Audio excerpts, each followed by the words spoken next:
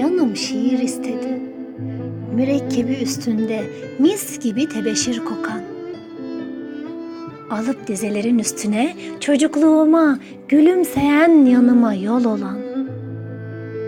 Baharıma yağan kardan adamlar büyüten içinde. Evsiz çocuklara damlar. Okkalı hecelerle sabahı ömrümün, aya kanmış gecelerle nuru gönlümün. Al olsa rengi, olmasa arzda dengi.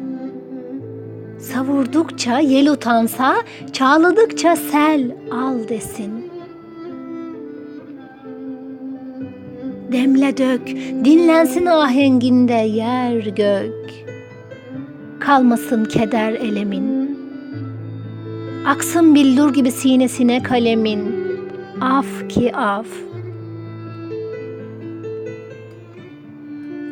Canım şiir istedi. Yürek ocağında, oda deşinde.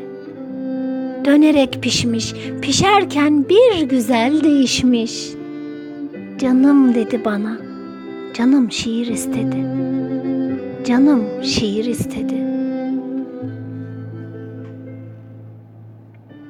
Şiir İkra Sönmez.